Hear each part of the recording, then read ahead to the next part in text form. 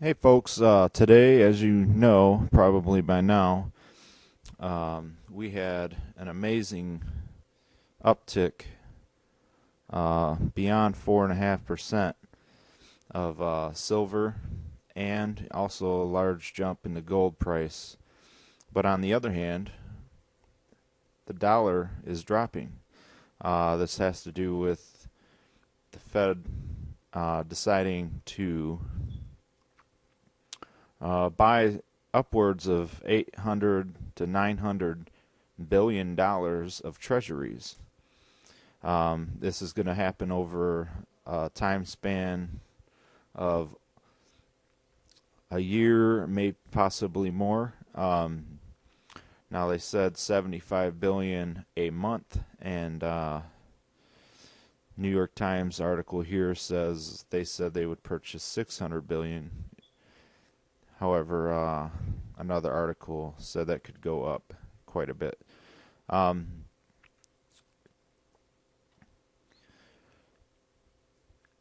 the reaction was more pronounced Thursday, as Miss Crosby said, as the dollar continued to weaken. The euro rose against the dollar up to $1.42. October sales for the nation's retailers were higher, but this doesn't account for, the inflation that we've seen.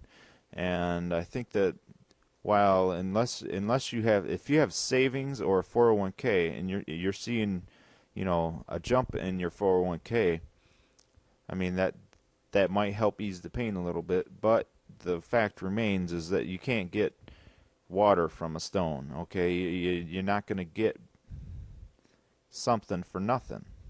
Okay, you cannot expect that your money is going to be there when you need it unless you are in some sort of hard asset. And I mean, we're talking some major crisis down the road because we cannot afford this. I mean, the federal government is playing this you know, like the credit card has no limit. I mean,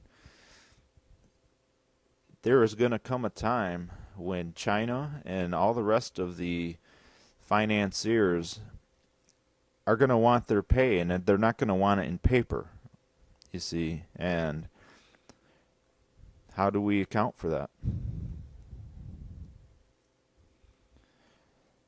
And for the most part, most of us, this is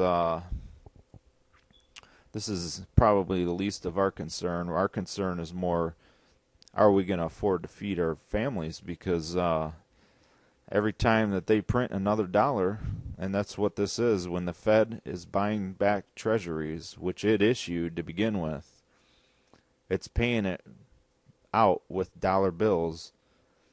And these dollar bills, every time they add $1 bill into the economy, it is lessening the value of the existing dollar bills.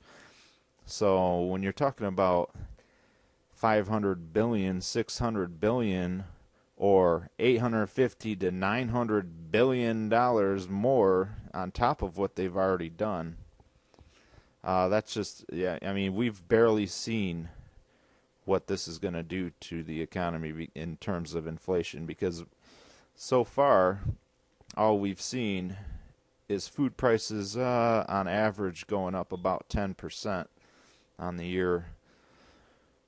But, and for most people that's not a huge burden, but when you add in everything else that's going on, the banks are not giving money as far as savings accounts. You get, like, if you're lucky, 1% return APR.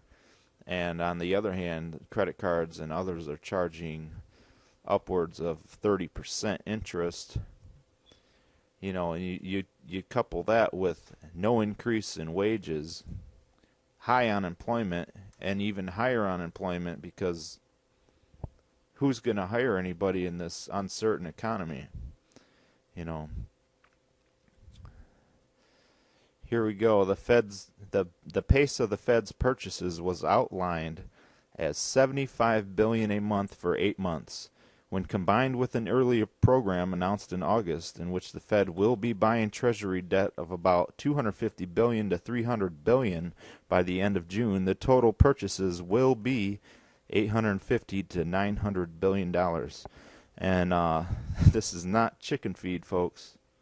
I hope you're prepared, because your money, even though you might be making better money than some other people out there, or you might not be making much at all, what you are making is not going to be worth the same amount tomorrow or the next day. And it's just going to keep going, because this is a month-to-month thing. So think this month we'll see a little bit of an increase in the price of food and energy.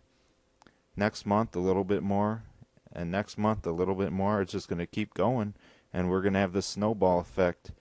Now what they're trying to do is ease us into this and adjust us slowly to the increase of prices, but for most people this is going to just definitely kill them, because most people do not have savings. I mean, look at the savings rate for Americans. We're talking an average of $10,000. You know, if you're lucky. You know, most people don't even have that. And most people use their houses as their bank. I mean, that was the deal that we were sold. You know, you invest by buying a house at a certain price, and every year the price goes up a little bit. So you keep putting your money into that house. Eventually you pay it off, pay that mortgage off, and you'll have an increase of some percent, minus the mortgage rate of interest and everything that you pay into that house, and upkeep and everything else that goes along with owning a house, taxes, etc. Basically, it was a lie, because there's no way that an asset such as a house is going to increase in real value. Okay, the only reason it increases in value is because inflation. New house versus old house, which would you rather have at the same price? It seems like an easy equation, but most people just fell for the lie. So I hope I hope you're preparing. You got some food stored up. You got some kind of savings, hopefully in a hard asset such as silver, which is retaining its value, gold, which is retaining its value, and against the dollar is increasing like you wouldn't believe. I mean, what other investment could you get a 4.5% increase in one day? I mean, there's nothing out there. So take care, folks. That's all I got for today, and hope you enjoyed this video.